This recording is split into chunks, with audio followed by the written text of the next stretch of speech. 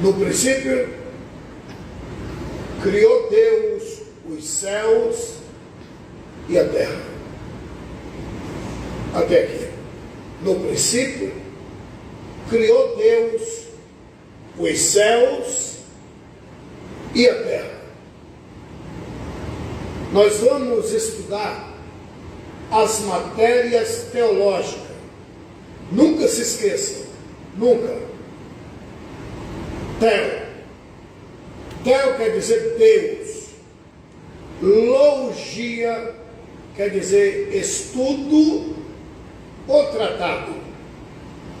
Logo, teologia, se teo quer dizer Deus, logia quer dizer estudo, logo, teologia quer dizer estudar a respeito de Deus.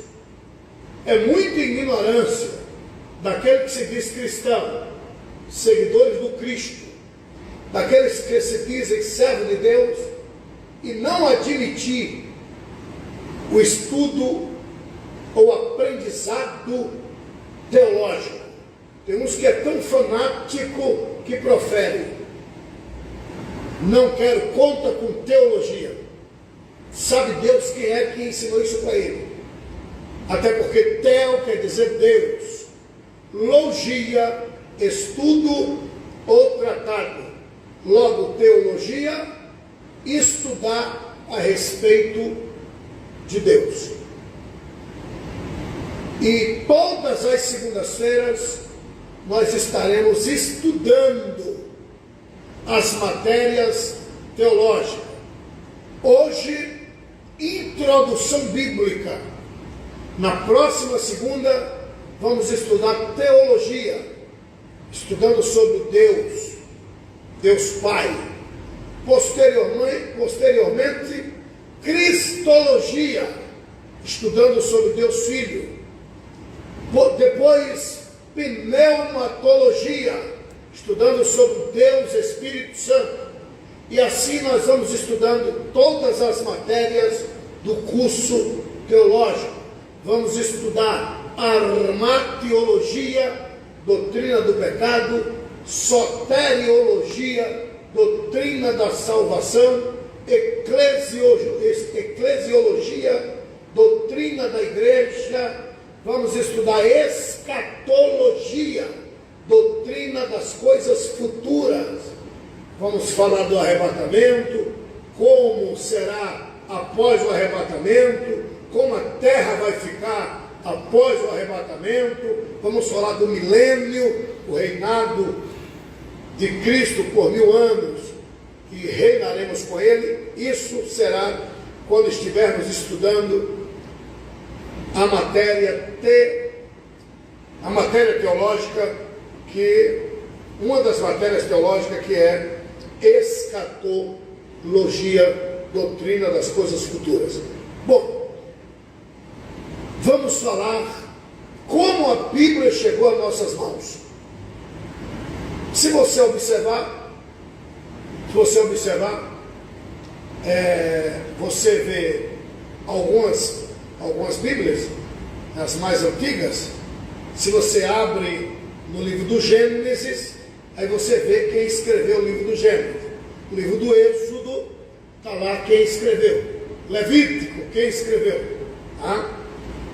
E se você abre o Novo Testamento, você já encontra assim, Mateus. Pode observar que está escrito assim: Evangelho segundo escreveu São Mateus. Quem é que colocou isso? Por que está escrito esta palavra, Evangelho segundo São Mateus? Nós vamos falar isso daqui a pouco na introdução bíblica. Evangelho segundo escreveu São Marcos. Quem é que escreveu segundo escreveu? Marcos não iria escrever. Evangelho segundo eu, Marcos, escrevi. Alguém escreveu, tipo assim, não sou eu não. Foi Marcos quem escreveu. Segundo, escreveu Marcos. Eu estou só, em outras palavras, traduzindo o Novo Testamento. Isso nós já vamos falar daqui a pouco. Vamos lá. Observe que eu li no livro do Gênesis, capítulo, os céus e a terra. Mas quem escreveu isso? Alguém escreveu. Que a ideia que se tem, é que Deus pegou uma Bíblia, lançou na terra e disse: copiai.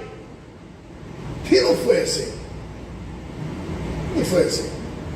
A Bíblia foi escrita por cerca de 40 homens, 40 escritores.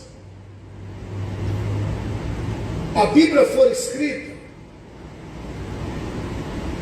por mais de 40 pessoas e que viveram em épocas distintas. A Bíblia foi escrita nos originais em 3 idiomas: hebraico, parte em aramaico e todo o Novo Testamento em grego. Somente um escritor,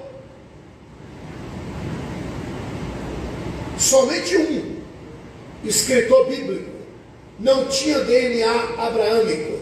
Todos judeus, todos descendentes de Abraão. Somente um que não era abraâmico, somente um que não era hebreu. Está lá no Novo Testamento, filho na fé do apóstolo Paulo, a saber, o grego Dr. Lucas, que se converteu a Cristo Jesus através do apóstolo Paulo. Ele escreveu 2 livros, e já falamos sobre isso, do Novo Testamento. Ele escreveu Atos dos Apóstolos, quem escreveu foi Lucas, e o Evangelho segundo escreveu Lucas. Ele escreveu um dos evangelhos, que é o 3º evangelho, 1º Mateus, 2º Marcos, 3º Lucas, 4º e último evangelho, São João.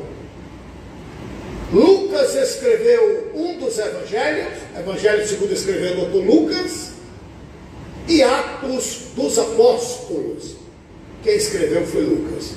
Mas vamos lá. Se você observar, sem fanatismo, se você estudar as Escrituras sem fanatismo, o que quer dizer fanatismo? Falta de conhecimento. Nada mais, nada menos que falta de conhecimento. No caso bíblico, é fanatismo bíblico.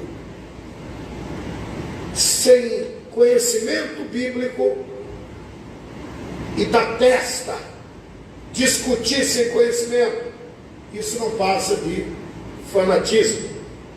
Se você estudar a Bíblia sem fanatismo, você vai perceber que o capítulo 1, o que quer dizer capítulo? O número maior. A Bíblia contém 66 livros. A Bíblia é composta por 66 livros, Antigo e Novo Testamento. 39 no Antigo Testamento e 27 no Novo Testamento. A Bíblia contém 66 livros. Esses livros são divididos em capítulos e versículos. O número maior é o capítulo. Daí para frente é tudo versículo. Quando aparecer o próximo capítulo, acabou aquele capítulo e começa capítulo seguinte. Por exemplo, capítulo 1. Aí vai, versículo 2 é o número menor, versículo 3 é o número menor, versículo 4. Enquanto você encontrar números pequenos, faz parte ainda daquele capítulo, do capítulo 1. Quando aparecer o capítulo 2, acabou o capítulo 1 e começa agora o capítulo 2, e os versículos seguintes têm a ver com o capítulo que você está lendo. Ou seja, por que capítulo e por que versículo? Para ficar mais fácil para você achar o que o orador está dizendo, para facilitar você achar uma passagem bíblica. Por exemplo, Jesus veio para cumprir o amor de Deus na terra, porque Deus amou o mundo de tal maneira que deu o seu único filho, para que todo aquele que nele crê. Ah, gente, isso está na Bíblia. Mas se eu disser o capítulo, o versículo, se eu disser o livro, você abre no livro. Se eu disser o capítulo e o versículo, no máximo aí, em 30 segundos, todo mundo, todo plenário, vai achar aonde está a passagem que o pastor Abílio está dizendo, que é João 3:16. Olha gente, no livro de João, capítulo 3, versículo 16, todo mundo abre e vai achar que Deus amou o mundo de tal maneira que deu o seu Filho unigênito para que todo aquele que nele crê não pereça, mas tenha a vida eterna. Se eu disser, gente, nós vamos abrir agora nos Salmos e começar a falar os Salmos. Se eu não disser o capítulo e o versículo, você vai ficar voando. Por isso, capítulo, livro, capítulo e versículo, para facilitar o aprendizado, para que você ache aquela passagem com mais facilidade. E quando foi que isso entrou na Bíblia? Nos originais não tem capítulo e não tem versículo. Isso entrou, nós vamos falar mais na frente, provavelmente a semana que vem, mas isso foi graças a um cardeal, cujo nome era Hugo, cardeal Hugo, no ano de 1200, quase 1300, é que ele colocou capítulos e versículos para auxiliar aqueles que querem aprender as Escrituras. Nos originais não tem capítulo e não tem versículo. Bom, como eu vim dizendo, sem fanatismo, querendo estudar mesmo como a Bíblia foi escrita, e não imaginando que Deus mandou um exemplar, sabe em que idioma você imagina, e diz copiai. Não. Ele foi usando homens, cerca de 40 homens, para escrever as Escrituras Sagradas. Se você observar o capítulo 1, capítulo 2, capítulo 3, capítulo 4, capítulo 5 e o capítulo 6, você vai observar que o escritor do livro do Gênesis, ele está dando uma introdução do capítulo 1 ao capítulo 6. Volto a repetir, sem fanatismo, senão você vai ficar com raiva de alguém que está tentando te instruir. Se você observar capítulo 1, capítulo 2, capítulo 3, capítulo 4, capítulo 5 e o capítulo 6 do primeiro livro da Bíblia, livro do Gênesis, a palavra Gênesis quer dizer princípio. Por que livro do Gênesis? Livro dos princípios, livro do início de tudo. Como Deus fez o mundo, como Deus fez a humanidade, como Deus fez o primeiro homem e a primeira mulher, como Deus fez o globo terráqueo, como Deus fez a humanidade. O escritor do livro do Gênesis usa 6 capítulos, 1, 2, 3, 4, 5 e 6, para falar como Deus fez o mundo e como Deus criou os animais, os répteis, as relvas, o ser humano. Mas observe, volto a repetir, sem fanatismo, que o escritor do livro do Gênesis está dando uma introdução, usando 6 capítulos, falando como Deus fez o mundo e os habitantes deste mundo.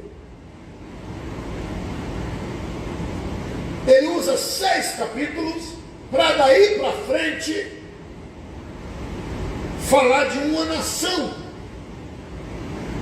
Ele trouxe uma introdução de onde ele veio. Ele traz uma introdução de onde a sua nação veio. Volto a repetir, sem fanatismo, só estudando, senão você não vai entender nunca. Bom, aí você vai ver que o escritor do livro do Gênesis nos conta que Deus destruiu o globo terra. Deus ficou irado, porque a humanidade pecou contra ele. E ele destruiu o globo terra com um dilúvio. Todos nós conhecemos a história de Noé. O escritor do livro do Gênesis nos conta, no capítulo 6, como Deus destruiu o globo terra. E ele mostra que Deus poupou 4 homens e 4 mulheres. Deus poupou Noé, sua esposa, os 3 filhos de Noé, Sem, Cã e Jafé, e as suas respectivas esposas. O escritor do livro do Gênesis nos mostra que estas 4 famílias povoou a terra. E ele faz questão de dizer quem é que povoara os continentes. É só acompanhar a leitura. Capítulo 6, 7, 8, 9, 10, 11. É a família de Noé, Noé, sua mulher, Sem, Cã e Jafé, povoando o mundo.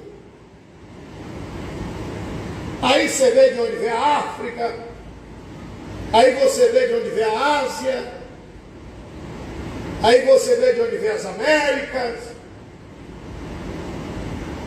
enfim, a Europa. Mas o escritor faz questão de pegar um dos filhos de Noé, que foi o Sem, e pegou o mais nobre dos filhos de Sem.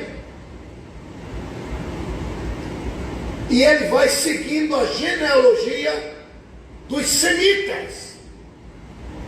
Ele não despreza a genealogia de Cã e nem a genealogia de Jafé. Só que ele usa 12 capítulos, usa 6 capítulos para mostrar a destruição do planeta Terra. E daí para frente o escritor do livro do Gênesis, ele vai até o capítulo 12. Do capítulo 12 para frente, ele não fala mais dos descendentes de Cã e nem dos descendentes de Jafé. e muito menos descendente de Sem. Ele usa somente um descendente de Sem, cujo nome é Abrão. Abrão surge no capítulo 12. E daí para frente, pode observar, capítulo 12, o escritor do livro do Gênesis, no capítulo 12, fala que surgiu um homem chamado Abrão. Capítulo 13, ele conta toda a história de Abrão. Capítulo 14, Abrão. Capítulo 15, Abrão. Pode observar, daí para frente, o escritor do livro do Gênesis fala só de Abrão. Capítulo 25, morre Abrão. E por que a gente sabe? Porque o escritor do livro do Gênesis está contando a história de Abrão. Daí para frente, é o filho de Abrão, que agora já é Abraão, cujo nome é Isaac. Daí para frente, o escritor do livro do Gênesis conta-nos a história de Isaac, não tem outra história. De repente ele mostra que Isaac teve 2 filhos e ele começa a contar a história dos 2 meninos, Esaú e Jacó. Mas observe que a história de de Esaú, fica no meio do caminho, porque o intento, a preocupação do escritor do livro do Gênesis é contar a história de Jacó, o neto de Abraão. E aí vai. A gente encontra 12 filhos de Jacó. Vão para o Egito. São escravizados no Egito. Jacó morre no capítulo 50 do livro do Gênesis. Por que a gente sabe? Porque o escritor do livro do Gênesis nos contou a história. Resumindo, do capítulo 1 ao capítulo 12, sem fanatismo, gente, estudando as Escrituras, do capítulo 1 ao capítulo 12 do livro do Gênesis, é uma introdução que o escritor está nos dando para falar de onde ele veio, para falar de onde o seu país surgiu, para falar a história do seu povo. Antigo Testamento é história verídica, com H. Quando você diz para um fanático, eu estou indo ali contar uma história da Bíblia, eu pensei que você era pregador. Miserável não sabe que história quer dizer aconteceu. Que história a gente até estuda, é matéria em colégio. Tem gente que toma pau, não passou, tomou 0 em história, porque não sabe nada de história. Ou seja, por que eu estou te contando com muita propriedade? Porque eu conheço a história. Qual é o objetivo do escritor do livro de Gênesis? Contar a história de como surgiu o seu país. Ele usa 12 capítulos. Capítulo 1, 2, 3, 4, 5, 6, 7, 8, 9, 10, 11, 12. Daí para frente é só sobre ele, de onde ele surgiu. Quem é o escritor do livro do Gênesis? Moisés.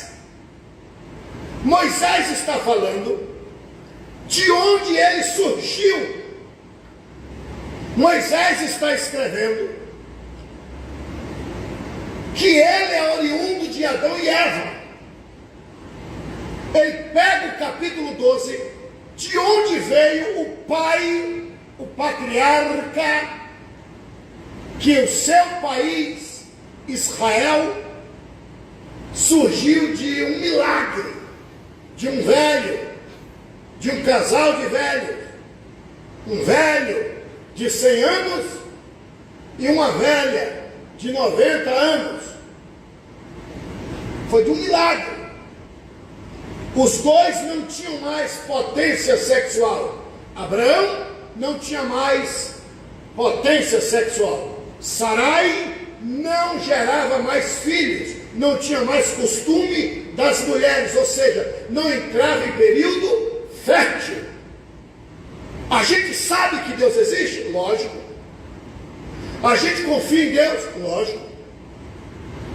A gente sabe que existe um só Deus? Lógico.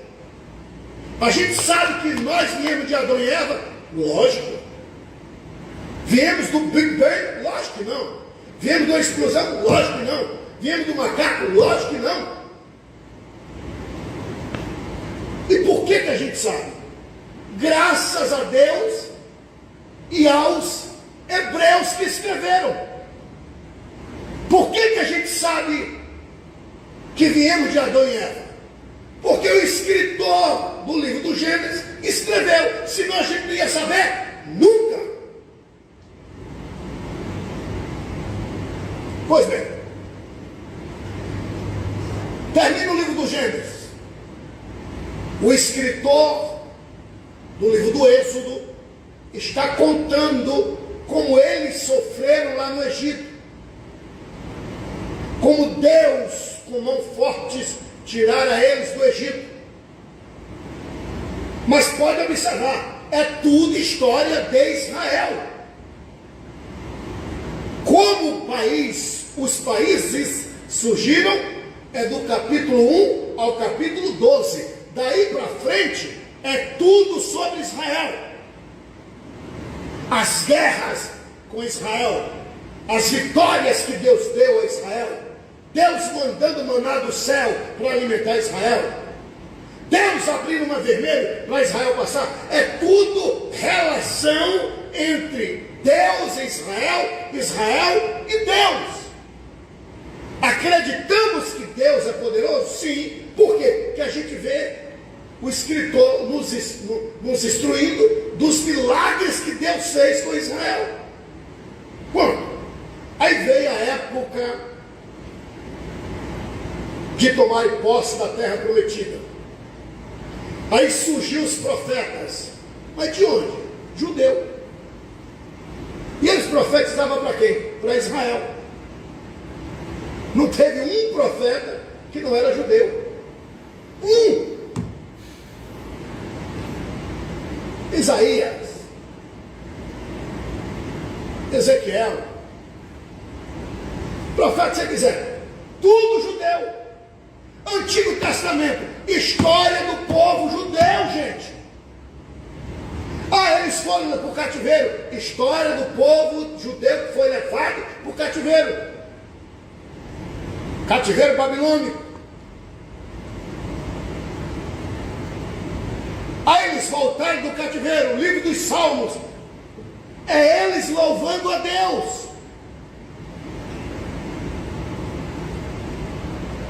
A gente vê Deus operando com o seu povo? Vê. Nós acreditamos em Deus? Lógico. Por quê? Porque a gente vê os milagres que Deus operou nesse povo, no meio desse povo. Ok. Quando eles foram para o cativeiro, Israel vai para o cativeiro babilônico, eles não têm Bíblia, porque foram levados cativo. Lá em Babilônia, eles têm que aprender o novo idioma daquele país. Babilônia fala aramaico, e eles tiveram que aprender aramaico. Lá no cativeiro, Deus levanta um sumo sacerdote e também escriba. Escriba quer dizer aquele que escreve, vem de escrita. Deus agraciou esse homem com alto conhecimento bíblico. E ele escreve 3 livros do Antigo Testamento. Primeiro as Crônicas, segundo livro das Crônicas, e o livro que porta o seu nome, Esdras. E escreveu em que idioma? O idioma que ele falava, babilônico. Ou seja, aramaico. Quando eles voltaram do cativeiro, vieram falando aramaico. Porque eles ficaram 70 anos lá. Teve gente que nasceu lá. Inclusive, Esdras nasceu lá no cativeiro. Era levita, filho de levita. Mas nasceu lá no cativeiro. E vieram do cativeiro para a terra prometida, para a terra santa, melhor dizendo. Mas vieram falando aramaico. Ou seja, na época que Jesus entrou no mundo, ainda se falava aramaico. Uma região não queria falar o idioma do novo império, que era o Império Grego, que os gregos tomaram o trono dos babilônicos, e Israel agora passou a ser dos gregos. Porque quando você lê que eles voltaram do cativeiro, mas continuam cativo, tá? Que é uma loucura que quase ninguém percebe. Eles vieram do cativeiro, mas o território continua sendo o território. Israel é de Babilônia. Eles voltaram para povoar, para trabalhar, mas não estão livres não. Como o Brasil era território de Portugal, e aqui ficou sendo de Portugal por muitos anos. Quando o imperador Artaxerxes liberou o povo para voltar do cativeiro, 70 anos depois, voltaram do cativeiro babilônico, mas continuaram sendo propriedade de Babilônia.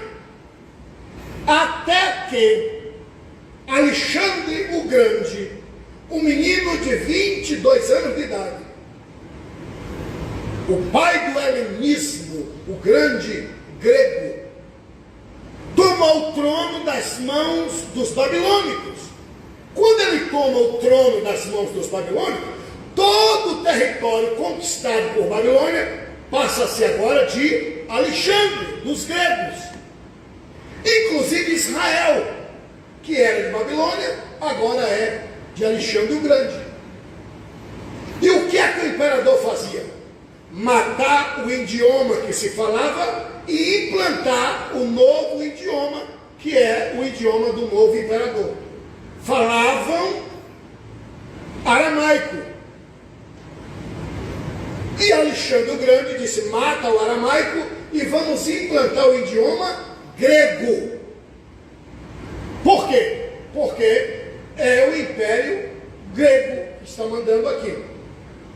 Só que um grupo continuava falando aramaico para confundir os gregos. Aonde? Lá em Israel, que era chamado de rebeldes, era chamado de esquecidos, que eram os galileus. Os galileus falavam aramaico. Até que 100 anos antes de Jesus entrar no mundo, antes do verbo se fazer carne, antes de Cristo Jesus entrar no mundo, 100 anos antes, o imperador romano enviou uma tropa para a Ásia Menor. O comandante era o grande general Pompeu. E Pompeu tomou o trono das mãos dos gregos. Pompeu está enficando a bandeira de Roma em todo o território grego, porque aquele território agora já não é mais da Grécia, é de Roma. 100 anos antes de Jesus nascer, os romanos tomaram conta de Israel. Ou seja, desde que Israel foi levado cativo para a Babilônia, nunca mais teve um rei puro sangue no trono. Tinha, mas era pau mandado. Não era chamado de rei, era chamado de governador. Por quê? Só podia haver um rei, que era o imperador. Por isso você vai ler várias passagens. Governador Neemias, governador Zorobabel. Por quê? Porque o imperador era o rei em Babilônia. Ok. De natureza que em Israel, quem está mandando agora é Roma. Mas aonde entra a introdução bíblica? Aqui. Aqui. Não tinham acesso, vou repetir, ninguém tinha acesso aos documentos da história do povo hebreu. Somente os hebreus. Judeu que se preza não ensina o idioma deles a ninguém. Eu quero as escrituras, não podia. Nunca na história, nunca foi traduzido para idioma nenhum a história do povo hebreu. Os 5 livros do Antigo Testamento, os profetas, as leis, não. Judeu não traduzia. Somente o rabino é quem ensinava. Quer aprender? Entra na sinagoga, põe um bumbumzinho lá e estudem. Não era permitido traduzir para idioma nenhum. Nunca na história. Até que quando Alexandre o Grande morreu, Israel é território grego. Quando Alexandre o Grande morreu, não deixou sucessor para o trono. Os seus generais, de comum acordo, dividiram o grande império entre eles. Você fica com a região tal, você fica com a região tal. E o Egito ficou com o grande general Ptolomeu Filadélfio. E o grande Ptolomeu Filadélfio, fiel a Alexandre, preservou a única biblioteca que havia no mundo em Alexandria. Demétrio, o bibliotecário, chegou para o grande imperador Ptolomeu Filadélfio e disse: grande imperador Ptolomeu Filadélfio, a biblioteca em Alexandria não é completa. Como não?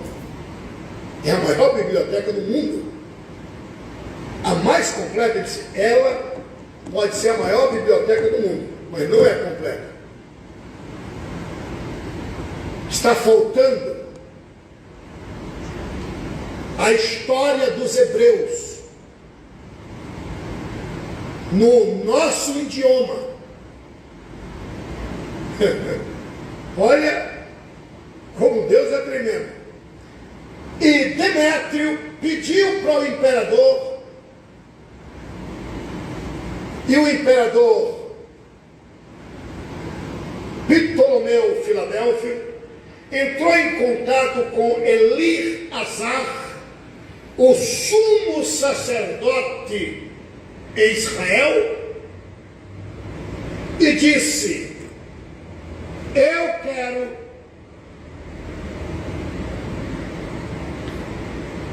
a história de vocês, em outras palavras, a Bíblia de vocês, traduzido no idioma do meu império, o grego. E Elí-Azar enviou para o Egito para Alexandria, no Egito. 6 homens de cada tribo. Da tribo de Judá 6, da tribo de Esacar 6, da tribo de Dan 6, da tribo de Naftali 6. 6 de cada tribo. Portanto, 72 homens, escribas,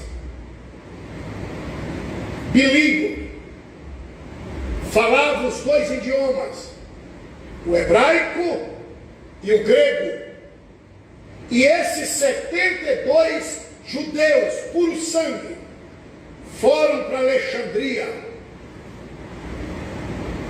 para o Egito, e estiveram trancados, traduzindo todo o Antigo Testamento, do hebraico para o grego. Eles traduzem os 72 homens descendentes de Abraão, eles traduzem em 72 dias todo o Antigo Testamento, traduzido do hebraico para o grego. Mas não é que está liberado, não foi um documento só para aquela biblioteca. Judeu não permitia. Agora, moral da história, e eu finalizo agora. Aparentemente, é só história. Você olha e diz, interessante. O homem natural não entende das coisas espirituais. Você olha e só vê a história.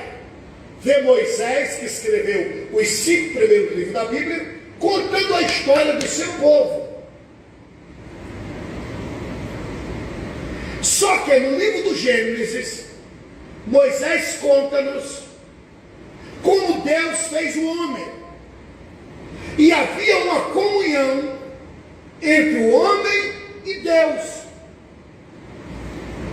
E Satanás aparece e corta o cordão umbilical da amizade entre o homem e Deus. E Deus prometeu. Por isso eu digo, aparentemente essa história. O homem natural não vai entender as coisas espirituais nunca. E Deus prometeu para Satanás. A primeira profecia bíblica, o primeiro profeta foi o próprio Deus. E ele disse: você cortou o cordão umbilical da amizade entre o homem e Deus.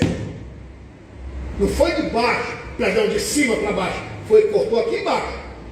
Ele tentou o homem, não de Deus para o homem. Cortou do homem para Deus. E Deus disse: demore quantos anos demorar, eu vou enviar um, e este vai religar o homem a mim. Aí você observa os profetas estão profetizando que o Messias vai vir. E ele começa a dizer que quando o Messias vier, ninguém vai confundi-lo. Ele vai nascer de uma virgem, profecia. Ele vai entrar em Jerusalém montado no jumentinho, profecia. Tem cerca de 210 profecias que o Messias iria cumprir. Quando ele veio, ele disse: eu vim para cumprir as Escrituras. Muita gente não entende. Ele está dizendo: eu vim para cumprir o que está escrito sobre mim. Eu sou o cumprimento das profecias. Só que quando ele veio, o povo judeu não acreditou quem era ele. Olha que judeu espera o Messias vir. judeus seguem na risca a esperança que o Messias vai vir. Só que quando o Messias veio, pastora Mara, os judeus não acreditaram.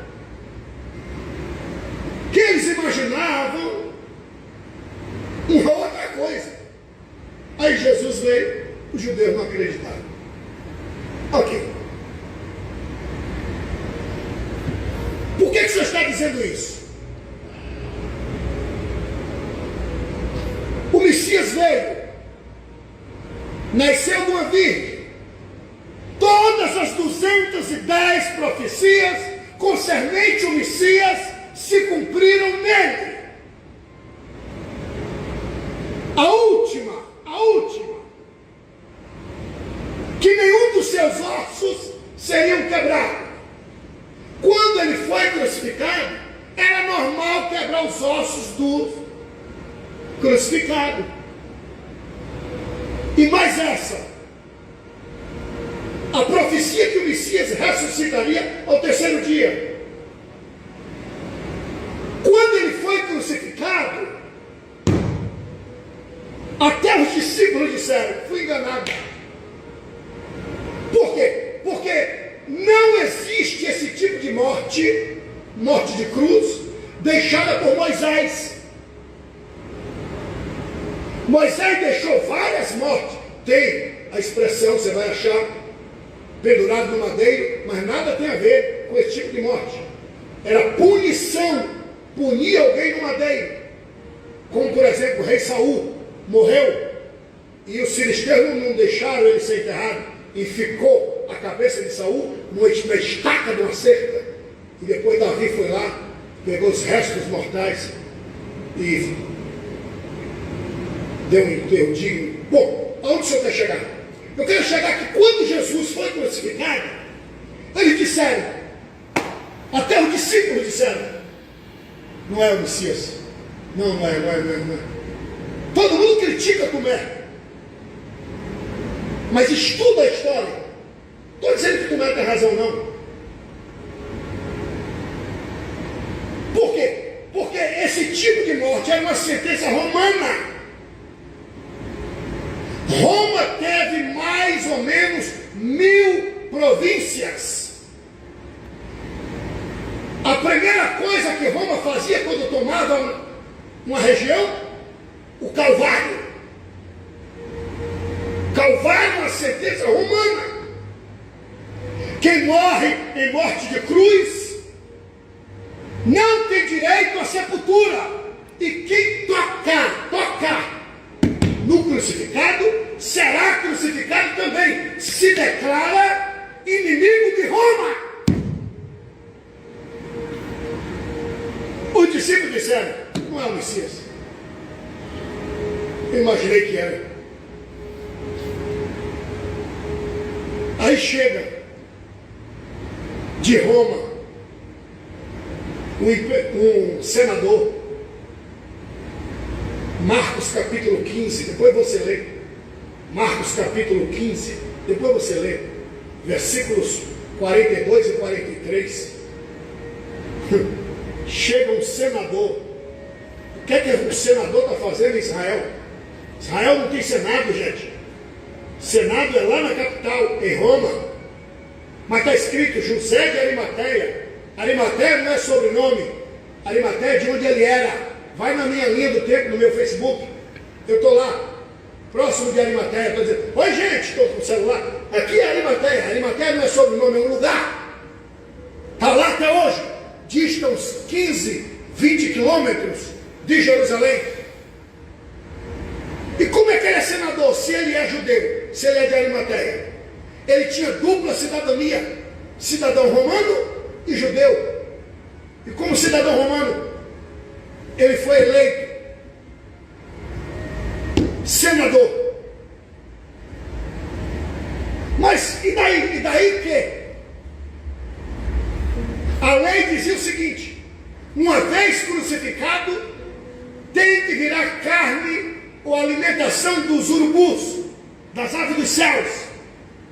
Por isso o lugar chamava-se Caveira. Era normal encontrar várias caveiras ali. Calvário. história.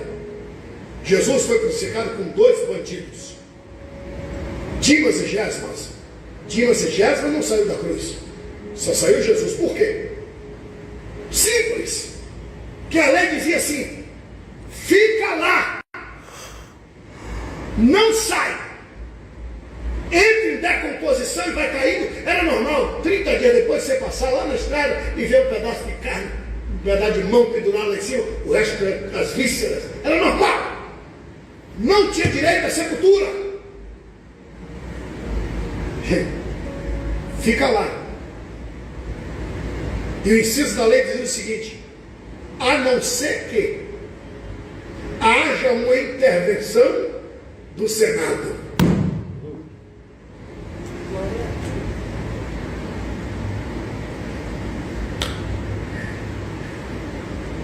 Parece que vejo Nicodemos, quando viu seu filho na fé, José de Arimateia visitando ele, ele diz: olha, o meu lado judeu me trouxe de Roma para celebrar a Páscoa.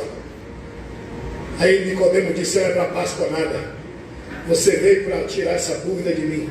Eu fui na casa dele, de madrugada, eu fiz testes, ele passou em todos os testes, mas quando ele foi condenado à morte de cruz, eu disse: não é ele, porque não pode sair da cruz segundo a lei, a não ser que haja uma intervenção do Senado. E você veio de Roma, você chega de viagem, o Messias chegou. E aí vai José de Arimateia e pede o corpo de Jesus ousadamente. E Jesus saiu da cruz para que eu e você estivéssemos hoje dizendo: ele pagou todos os nossos pecados. Pode aplaudir, fica à vontade.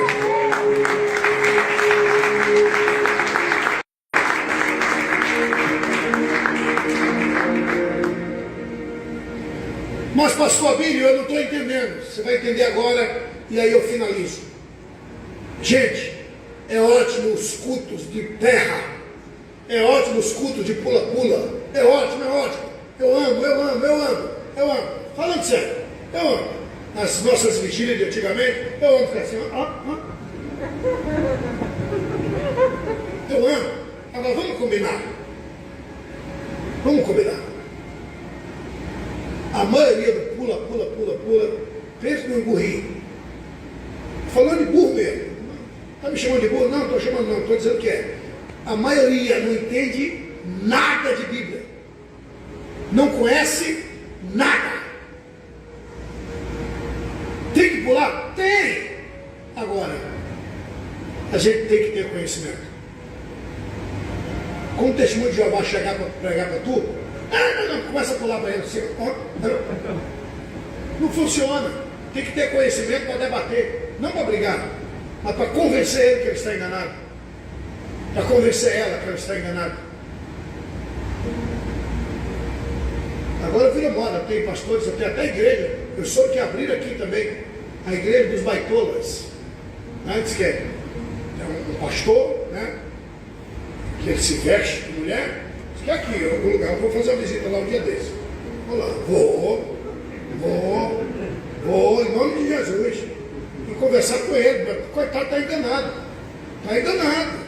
Você acredita em salvação? Lógico, se ele se converter. Agora, dizer que continuar sendo baitola, vai para o céu? Vai não. Daqui a pouco vai aparecer uma igreja do maconheiro. Agora ele pode falar maconha e vai para o céu. Daqui a pouco vai aparecer a igreja do ladrão. Eu roubo e vou para o céu. Que desgrama é essa? Falta de conhecimento. Bom, deixa eu concluir. Essa é a introdução bíblica. Resumindo, fiz questão de dizer isso, que o Messias veio para cumprir as Escrituras. Aparentemente é só história, mas não é. O homem natural não vai entender as coisas espirituais nunca. Os profetas profetizaram para as nações. A gente encontra o livro dos reis, as histórias, mas ali tem profecia. O Messias vai vir, vai religar o homem a mim, diz o Senhor. Quando o Messias veio, Israel não aceitou.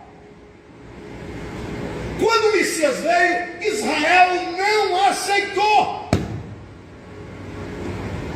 Mas por que o senhor está dizendo isso? Porque quando você abre no livro de Mateus, você encontra a história do nascimento, morte e ressurreição do Messias. Livro de Marcos, nascimento, morte e ressurreição do Messias. Livro de Lucas, nascimento, morte e ressurreição do Messias. Livro de João, nascimento, morte e ressurreição do Messias. E as cartas paulinas, as cartas de Timóteo e as cartas que enviaram os discípulos, o próprio Lucas, tudo é sobre o Messias. Tome a sua atenção para você entender isso. Todo o Novo Testamento fala só sobre o Messias. Antigo Testamento, história de Israel, como Deus fez o mundo, e dizendo que o Messias vai vir.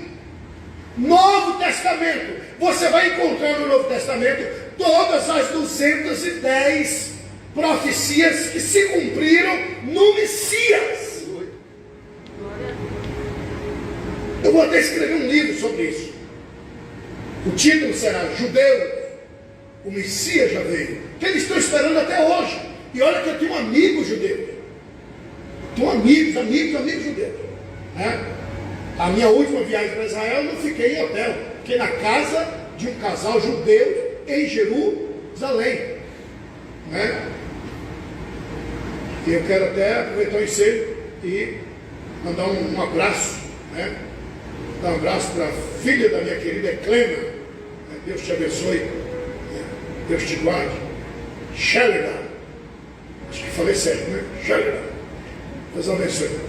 E também meu querido Airon, querido Airon, esposo da querida Ingrid, que mora em Tel Aviv, que já nos levou em Israel por 2 vezes e não deixou pagar nada, nem o hotel não deixou eu pagar. Então eu tenho amigos, mas a verdade seja dita, o Messias já veio.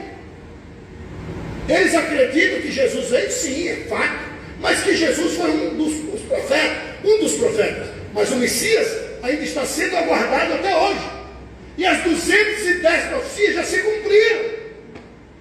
Mas por que você está dizendo isso? Para finalizar, e a semana que vem a gente já entrar, não mais em introdução bíblica, mas já falando das matérias teológicas. Quem é que teve coragem? Porque Novo Testamento fala do Messias. Judeu não aceita, a não ser o judeu messiânico. Judeu não aceita, Israel não aceita que Jesus é o Messias. Faz mais de 2000 anos que o Messias já veio. Jesus nasceu no ano 4, quando Roma zerou o calendário, e de lá para cá, tem 2000 anos já, 2022. Então, eles não acreditam. Novo Testamento é Messias, é messiânico, é Jesus. Novo Testamento é cristão. Os 27 livros, desde Mateus até Apocalipse, é livros cristãos. O Antigo Testamento é livro hebreu. E como é, se eles não aceitam, como é que isso foi unido aqui? Quem é que foi macho para colocar esses livros juntos? Como foi isso?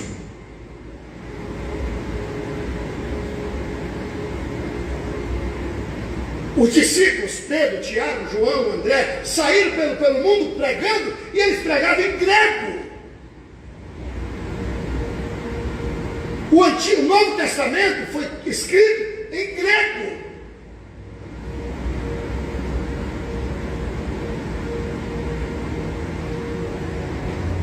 E eles vão ganhando almas, pregando em grego. Paulo revolucionou a Grécia. Paulo revolucionou, até que Paulo chegou em Roma. Paulo, você pega o último capítulo do livro de Atos dos Apóstolos, você vê que Paulo ficou 2 anos pregando um guarda na porta da casa de Paulo, e Paulo fundou o trabalho em Roma. Pedro saiu de Babilônia, que Pedro era o pastor em Babilônia, pelo menos é o que diz a própria carta dele. Ele soube que Paulo estava em Roma, fazia anos que ele não via Paulo, ele foi para visitar Paulo. A história diz que o maluco do Nero estava tocando fogo em Roma e botando para cima dos cristãos. E a história diz que a mulher que Nero era louco por ela, se converteu ao cristianismo. E ele tocou fogo em Roma para botar para cima dos crentes.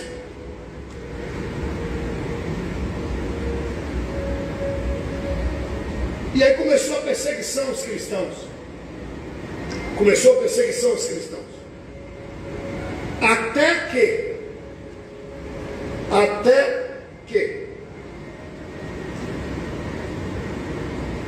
um imperador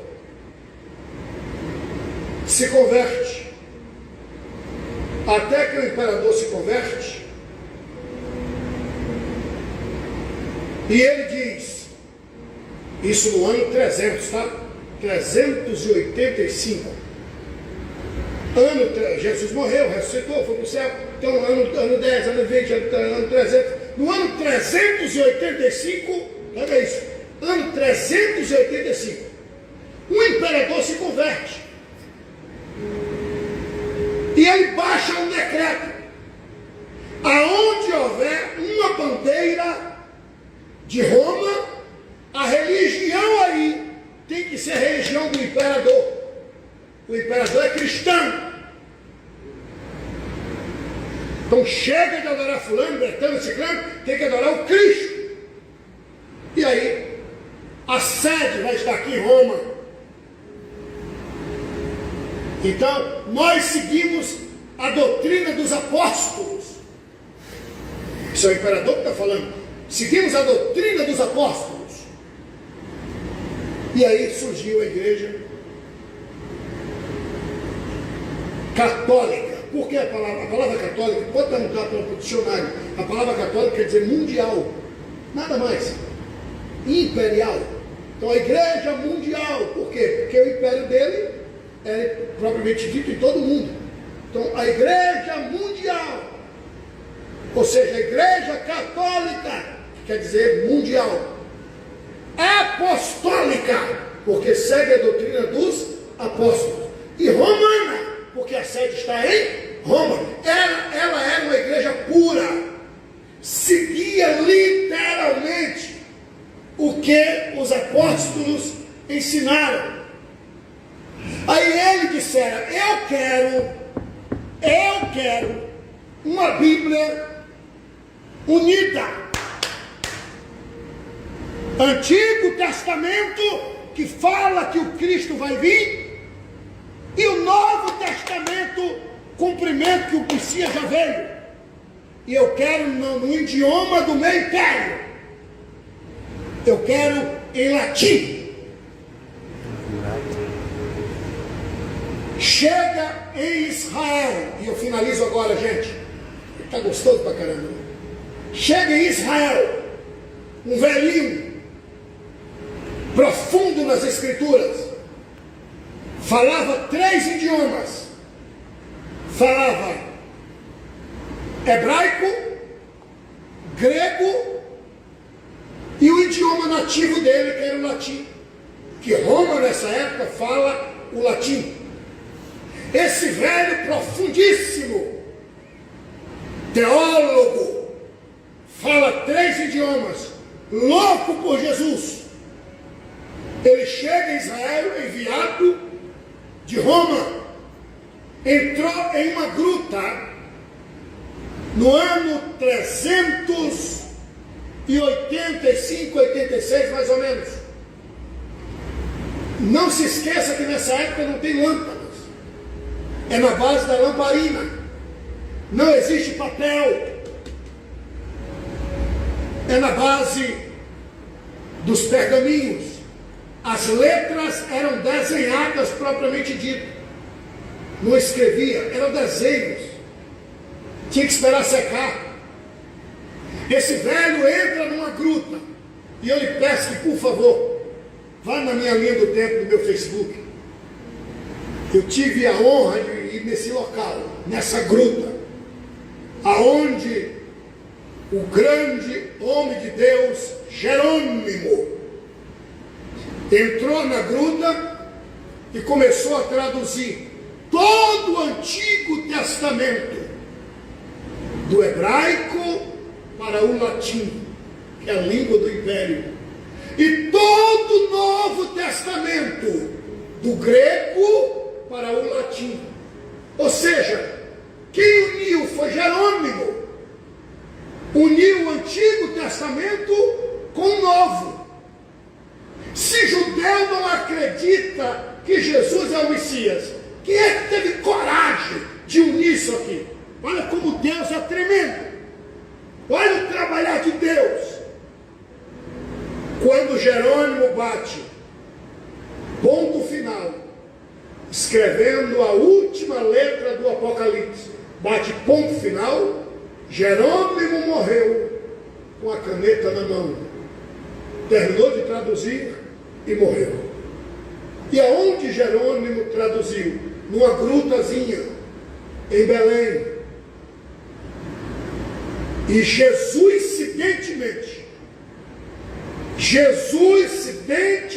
falando, não coincidência, mas Jesuicidência, aonde Jesus nasceu, na gruta, aonde Jesus nasceu, Deus levantou Jerônimo para traduzir a nossa Bíblia.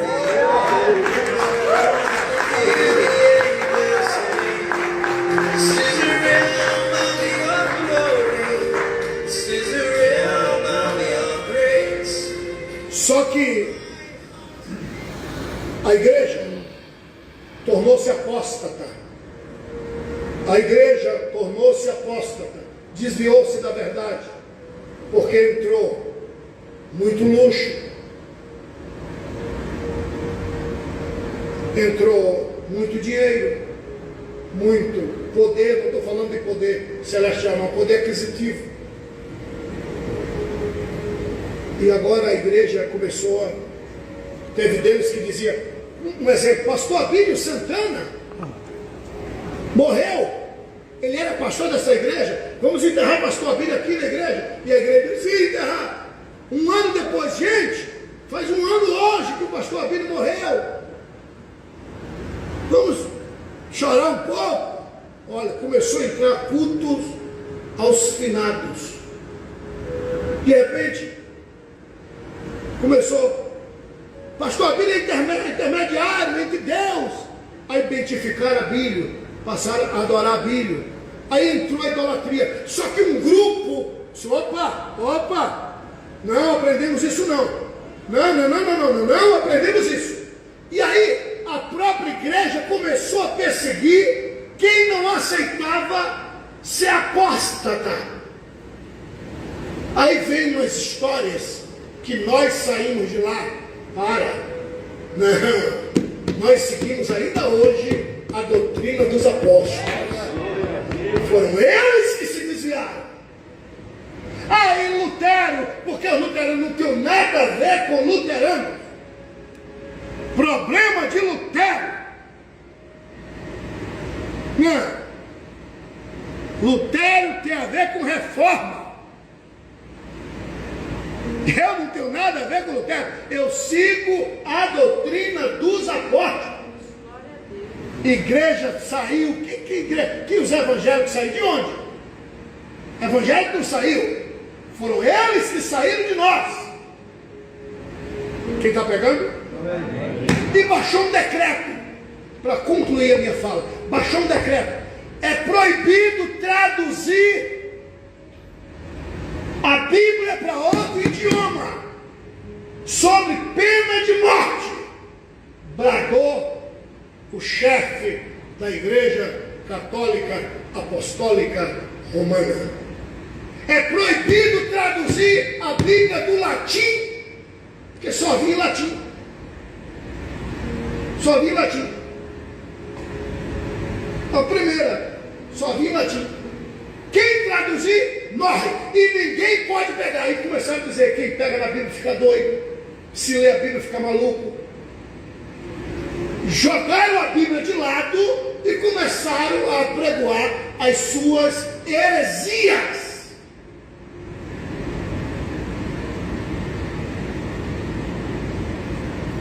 A Bíblia foi traduzida no ano 390 depois de Cristo. No ano 390 depois de Cristo, foi traduzida a Vulgata. Jerônimo colocou o nome de Vulgata. Por que Vulgata?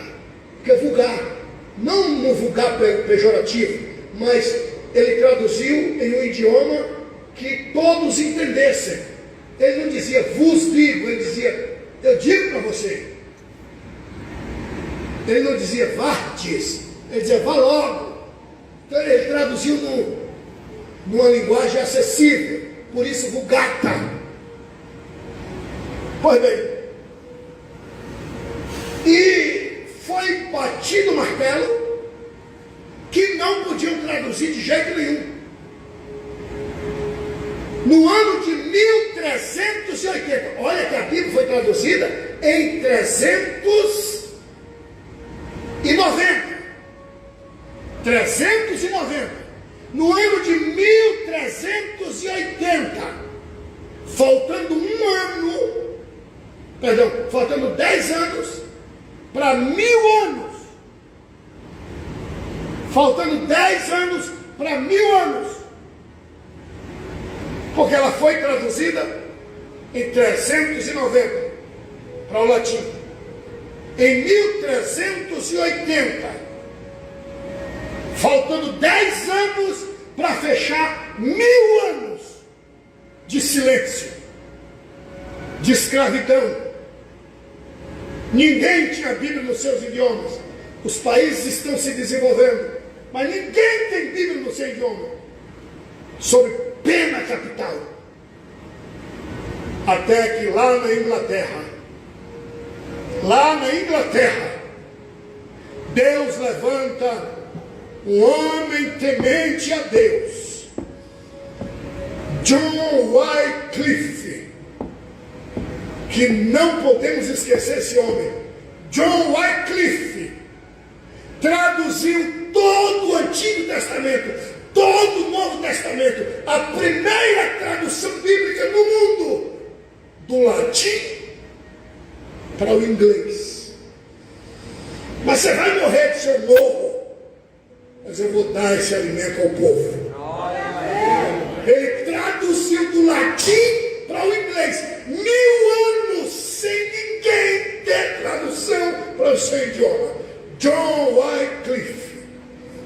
Eu tive o prazer de visitar o túmulo de John Wycliffe.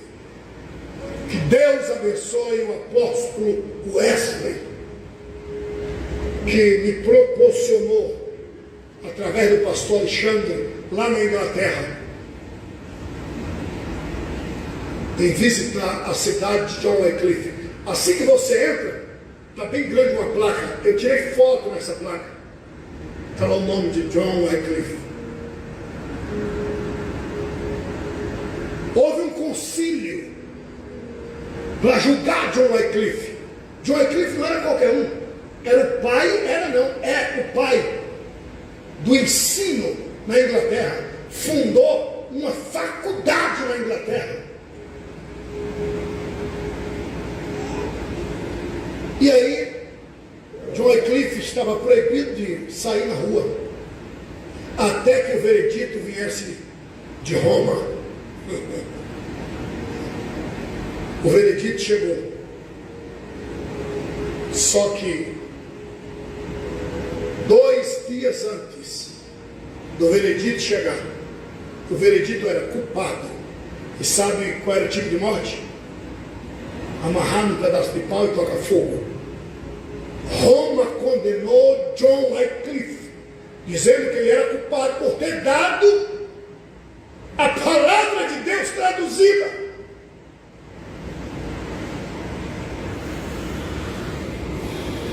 Só que 2 dias antes do veredito chegar, Deus tomou John Wycliffe para si.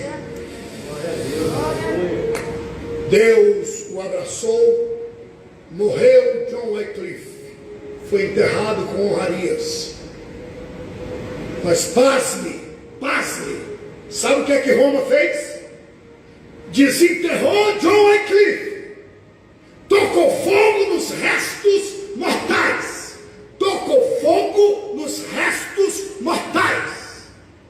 e jogou as cinzas no rio. E assim perdurou por alguns anos. A Bíblia em inglês, os filhos de John Wycliffe, propagou o Evangelho por toda a Inglaterra. Para quem não sabe, os filhos, talvez isso seja inédito, para quem não pesquisa. Para quem não sabe, os filhos de John Wycliffe já tinham traduzido, começou só a copiar. Agora é só copiar do inglês para o inglês. E começou a distribuir do inglês para o inglês, do inglês para o inglês. E tome Bíblia. A Inglaterra hoje, a maioria, são chamados de John Wycliffistas. São filhos na fé de John Wycliffe. Para quem não sabe, eles foram condenados não à morte, mas ao exílio. Os John Wycliffistas foram condenados ao exílio, para fora da Inglaterra, e mandaram para um povoado que era território da Inglaterra. Mandaram eles para lá, exílio, mandaram para o exílio, foram exilados. Na Nova Inglaterra, os John Wycliffistas chegaram na Nova Inglaterra e começaram a desenvolver. E quem é a Nova Inglaterra hoje? Estados Unidos das Américas, o país mais evangélico de todo o globo terráqueo. Se você pode aplaudir o Senhor, os céus te agradecem. Aleluia!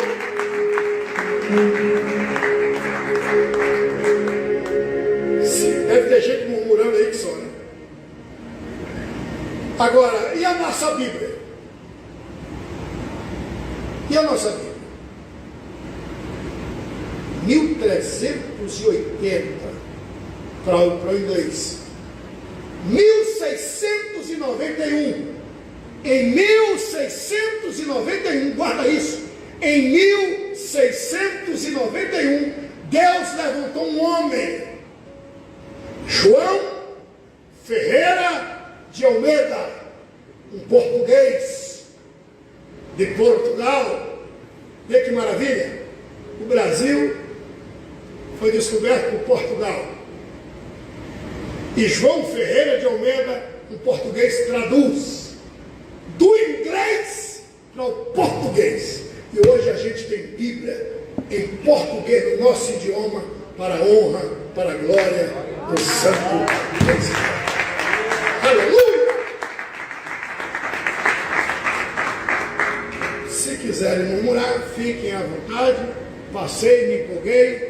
Era só 1 hora de estudo e já estamos em 1 hora e 40 minutos. Propague isso. Vou salvar.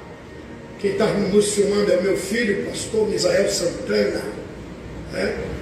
Vou salvar isso aí e você pode pegar e compartilhar. Você vai estar abençoando muita gente. Abençoando muita gente. Eu tenho certeza que um monte de gente vai dizer obrigado, pastor, por estar passando isso para a gente, e outros vai ser usado pelo diabo por nada. Eu me esforçando para ajudar o miserável, e vai falar, vai bater em mim, vai falar bobagem. Eu só não vou mandar quebrar a sua cabeça, porque eu sou crente. Amados, Deus abençoe, Deus guarde, um beijo no coração. Quem ouviu Deus falar, aplauda Jesus.